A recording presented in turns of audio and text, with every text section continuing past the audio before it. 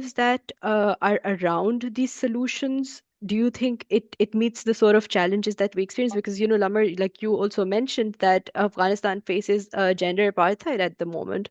So did you hear the conversations at the CSW as to be proportional to the massive challenge that lies in front of us, specifically in the context that you speak from, and again to all the other speakers as well, because gender equality is not doing really well in any part of the world right now. So I'll come in and just depart maybe from the previous question that was asked by Sinash about the relevance of CSW, because I think it helps us also to answer this question. One of the key things that the conversation that women kept saying, and I love the fact that for the first time, I think the CSW, because it was commemorating the 30 years, you would then find that they were the original women that went to Beijing, and they were telling their stories. And one key component that kept coming over and over and over again, even in the times where we have backlash, in the times where the United States itself is not signatory to the CEDAW, Convention on the Status of Women, that actually is the anchor of Beijing Declaration, all these things that we are doing, is that there is the urgency of defending space. So I would also speak to the previous. I did soul searching for a number of years that I've been going to the CSW, and I remember last year I went to CSW, and then I went to Nairobi, where there was the NGOs, where we're discussing the pact of the future. And I think I had a deep sense of, why are we here? We seem to be doing the same things, probably the same faces. Why are we here? And as I was asking myself that deeply in Kenya in May last year, I think a number of us were asking the same question. And then the answer came, a lot of people answered for me that question to say, if we ever stopped going to CSW, if we ever stopped meeting as women's rights activists, the world is very fast to wipe out everything that we've ever fought for. So one of the key points that came was, we need to meet to defend the gains. So that's one of the reasons why, in spite of the backlash, in spite of what we're seeing in the world, women need to come together at places like CSW to defend that CEDAW, to hear the states actually, to hear the states asking each other, holding each other accountable, us as civil society actually writing shadow reports, writing about what's happening. It keeps the agenda in our nations at the agenda. The gender agenda can only stay at the national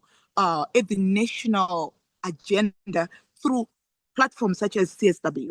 And then to just also answer colleagues who said, I think it was you who asked and said, why do we have the CSW happening in New York? Let me also share the good news that Zimbabwe actually, one of the deputy directors of the United Nations Women, the UN Women, Dr. Nyaradzo Nyari actually comes from Zimbabwe, one of the three directors of the CSW. She actually shared that this year, I think by end of this year, the UN would have moved to Kenya.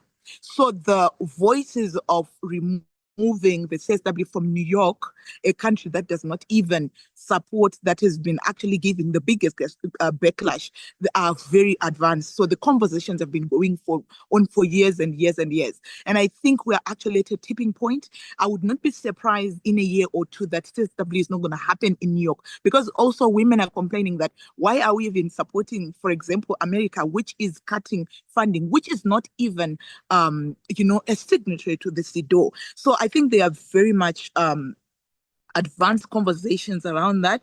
I think the issue of the backlash against women's rights, sexual reproductive health and rights, also links with the issue of funding. One thing that I didn't quite hear is how are we going to fund, but also there were conversations around alternative funding, us going after the private sector. But also one of the things that will likely happen is to say, if we go for the private sector, for example, I'll give an example for my country, Zimbabwe, you go for a private sector and you want funding for your work, you're going to have to remove some of the language that matters. So, for example, a profit making may not be willing to fund a program called gender-based violence or GBV. So because they want to stay and not too strong, they are going. So we are going to lose the words that were fought so hard. And I think somebody spoke, a couple of us spoke about the absence of LGBTQ. I think this is actually the the path where we are going to say there is going to be pressure to remove words that were fought for years to gain. So I think for me, in conclusion, I'd say that the backlash is there, but I think more than ever, we need to participate. We need to make our communities know about CSW, but also just also to look at the fact that for us to do our work, it's actually the result of CSW. Without Commission on the Status of Women, without CEDAW, our countries or governments having signed this,